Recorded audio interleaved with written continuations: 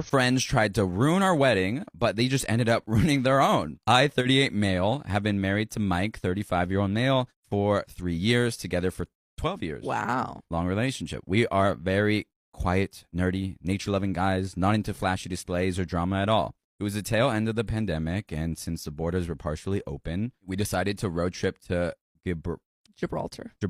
So they decided to road trip to Gibraltar and good eloping. The pandemic was a great excuse not to invite anyone to our wedding and just do what we wanted. And by the way, this comes from U-UKA40 on the OK Storytime subreddit. So when we told our lesbian friends, D, 45-year-old female, and Ann, 60-year-old female, what we were doing, they decided on the spot that we were going to have a double wedding and immediately started taking over, suggesting a bunch of trashy, expensive things we didn't want. We initially decided that we'd get a rental car together and split it 4 ways, with Mike and Dee splitting the driving. A month before the wedding, Dee and Ann decided it'd be cheaper to take the train. Well, 6 trains actually, across 3 countries. That's kind of fun. But I immediately said no. Oh. And it turned out Dee didn't even have her driver's license and had been driving illegally for years. Mike offered to do all the driving if they split the rental car with us. They declined because it was too expensive and took the train instead.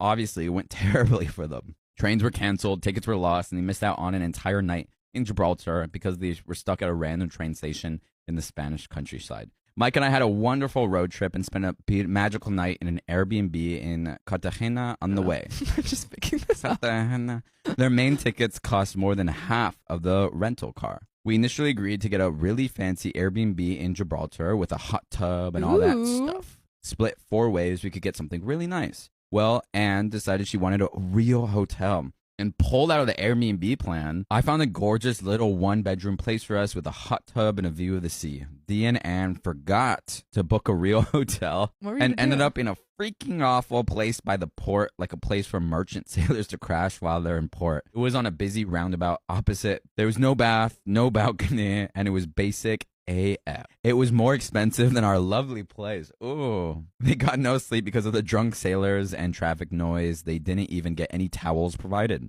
The night before the wedding, we met for dinner. They'd barely been in Gibraltar for 2 hours, whereas we've been relaxing since the day before with our bath. At dinner, things were tense, but Dee was really trying. At some point, she signaled to the restaurant host, and the lady came over with a super fancy VIP bucket with champagne on ice. She popped the cork and gave it to Dee, who handed it to Anne, saying, "Just like the one I gave you in New York, baby." Clearly supposed to be a romantic moment. Anne refused the cork. The host poured 2 glasses of the champagne and gave the glasses to Dee and Anne. Anne took a sip and immediately spat it out, announcing loudly, "It's corked!" What does that mean? I don't know. Is that like it went bad? Yeah, maybe the cork fell in, like it got stuck. Okay. We all tried the champagne and told her it was delicious. Mike and I don't really drink, but we know what champagne tastes like. Anne insisted the champagne was corked and loudly announced they weren't paying for it. She threatened to call the police, like the manager, the host did. So Dee sheepishly paid for it. Yeah, so she was like, "It's corked. I don't want to pay for it."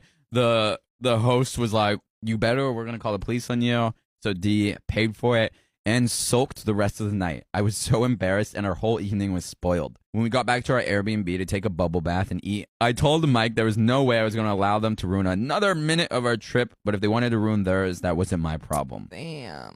The actual weddings went off okay, apart from the fact that they were still drunk from the night before. The registry office was nice, and I married the man of my dreams. Slay. Major slay. Afterwards, we bought them brunch to soak up the booze and faithfully walked them around the park, taking lovely photos of them.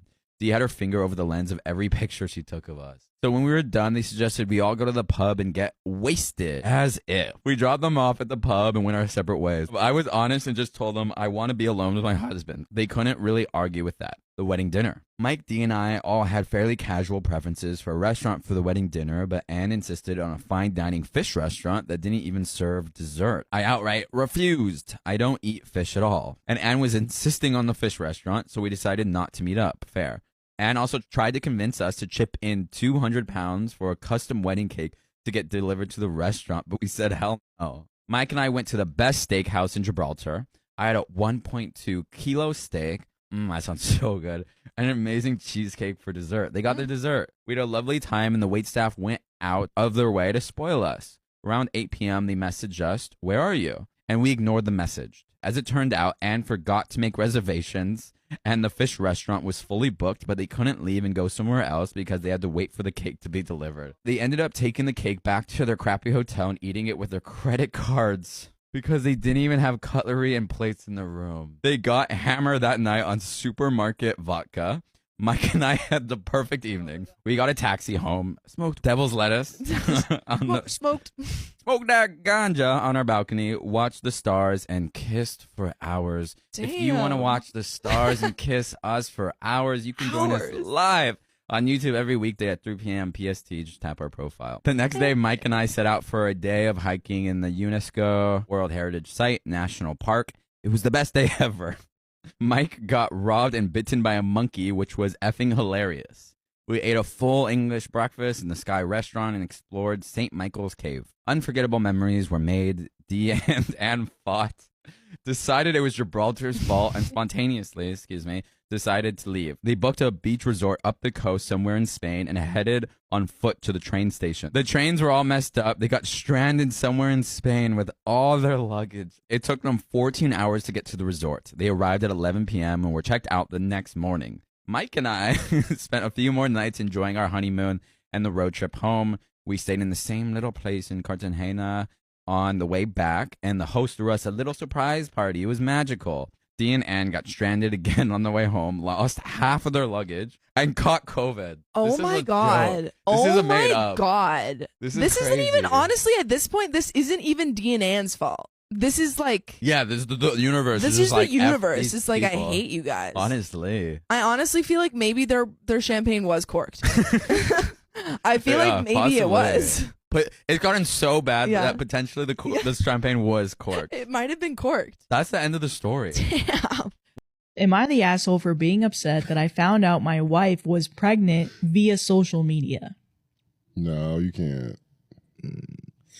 You can't do that. That's crazy. Please tell me before social media.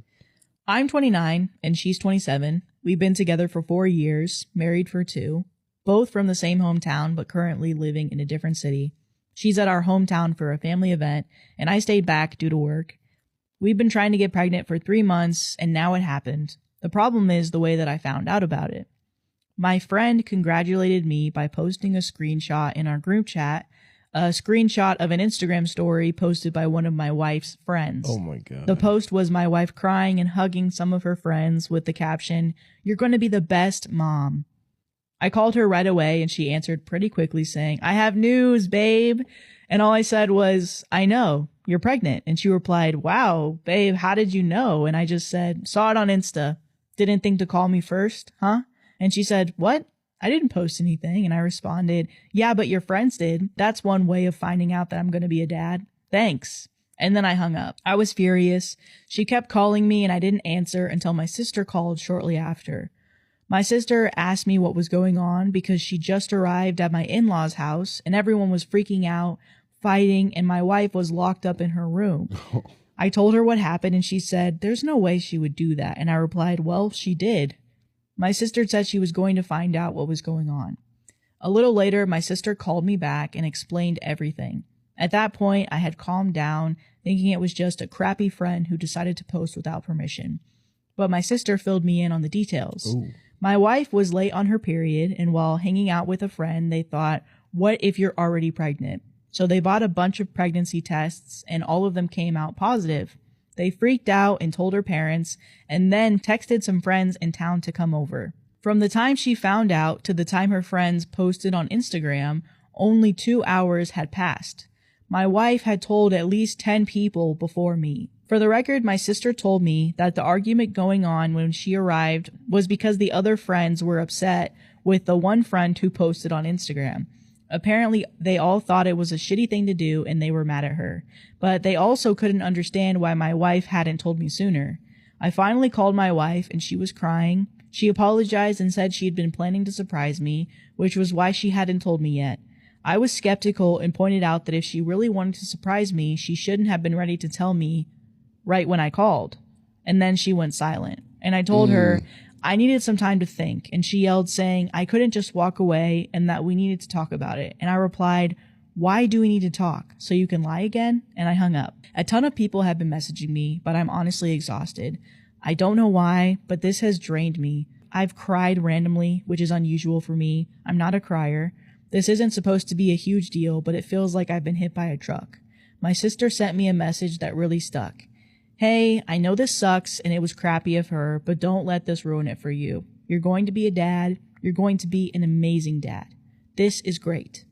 The only thing keeping me going right now is knowing that I'm going to be a dad. I've dreamed of this, and all I hope is that this baby is healthy. I'll probably swallow my pride and pretend I'm fine just to avoid making my wife too emotional during pregnancy, but I'll do that tomorrow. Tonight, I'll just sulk. And then there's edits.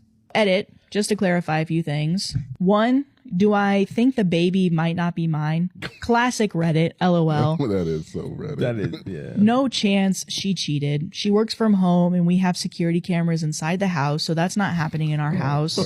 She doesn't have girl nights. Her best friend in the city we live in is a female coworker of mine. We hang out, the 3 of us, often. They text each other a lot, but also never hang out one-on-one. If they do, it's at our house with me in the next room. Also, my wife is the clingiest person alive. Like, when I'm at work, she texts me every 30 minutes, and when I'm home, she's always at least in the same room I'm in if she isn't cuddling up to me. When we are out, she's always holding my arm. My hand literally does not leave my side. I honestly actually love it most of the time. I feel loved. But it is too much sometimes, and we had a fight about it a few weeks ago. I even questioned if this fight was the reason she didn't tell me right away, but it's probably not. Number 2, on her friends, they're all very nice people. I've known them for a long time. My sister is a part of the friend group, and some of them have been friends since they were like 12. My wife is the only one that lives in a different city, so they always hang out when she's in town. I cannot emphasize enough how out of character this whole situation is for her. She has many flaws, like every other person, but being inconsiderate is not one of them. That's why I woke up in the middle of the night with a feeling like I'm actually completely wrong on this because she could not do this on purpose. There is no way. So I sent her a text just saying that everything is fine and that I will drive the 4 hours down there to talk. She was actually awake and asked if she could call. She did and said she wanted to come home.